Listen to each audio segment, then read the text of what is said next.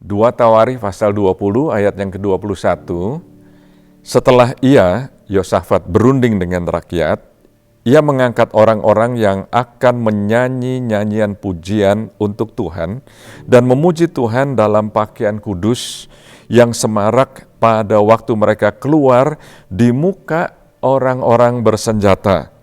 Sambil berkata, nyanyikanlah nyanyian syukur bagi Tuhan, bahwasanya untuk selama-lamanya kasih setianya.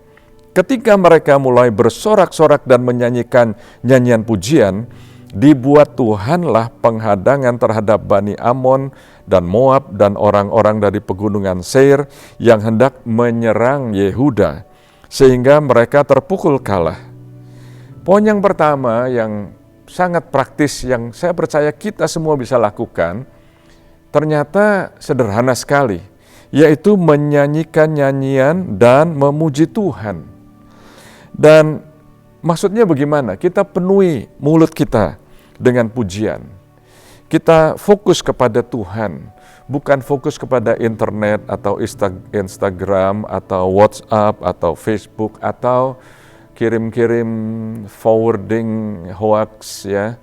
Tapi kita fokus kepada Tuhan. Mulut kita ini nyanyikan pujian. Anda rasa nggak mau nyanyi gitu ya? Saya ngerti. Saya juga ada saat-saat rasanya, aduh mau nyanyi bagaimana ya? Tapi bawa ini sebagai korban persembahan pujian kepada Tuhan. Mulut kita pakai. Dekade ini adalah dekade pay, bahasa Ibraninya ya. Dekade pay di mana kita pakai mulut kita untuk memuji Tuhan. Yang kedua, dituliskan di sini mereka memakai pakaian kudus. Bagaimana sih pakai pakaian kudus? Mau beli di mana pakaian kudus? Di mall di mana? Nggak ada yang jual pakaian yang kalau kita pakai kita jadi kudus. Enggak, saudara. Kita mengenakan Yesus yang membasuh kita, mengampuni dosa-dosa kita. Kita dibersihkan. Kita bertobat, kita minta ampun, kita mengaku dosa-dosa kita, bukan hanya mengaku tapi meninggalkan dosa-dosa kita. Karena firman Tuhan mengatakan barang siapa yang mengaku dan meninggalkan dosanya, dia akan disayangi. Dan kita bertobat, kita nggak bergantung dengan kebenaran kita, karena kebenaran kita itu seperti kain kotor. Yesaya mengatakan demikian. Tuhan itu maha pengasih dan maha penyayang, pasti dia akan ampuni. Yang ketiga, kita belajar dari konteks ini, mendeklarasikan kasih setia Tuhan.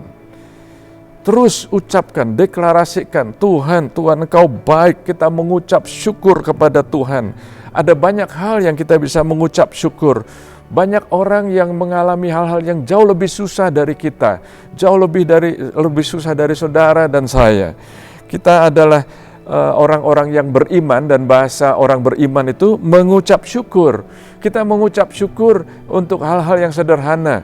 Kita masih bisa ke grocery, masih bisa ke supermarket. Berarti ada orang-orang di supermarket yang kerja supaya kita bisa beli makanan dari supermarket. Supermarket bisa ada barang-barang karena apa? Karena ada supir truk yang kirim barang-barang itu. Aduh, banyak sekali saudara. Banyak sekali orang-orang yang bekerja supaya saudara dan saya bisa menikmati, mengalami, dan bisa mengucap syukur kepada Tuhan dalam saat-saat demikian. Dan hasilnya apa? Ayo saudara, kita melihat Tuhan memberikan kemenangan. Advance, maju. Izinkan firman Tuhan mempelajari kita hari ini. Dan kita datang kepada Tuhan dengan apa adanya. Bukan datang kepada Tuhan karena ada apanya. Nah, besok kita akan sambung lagi. God bless you.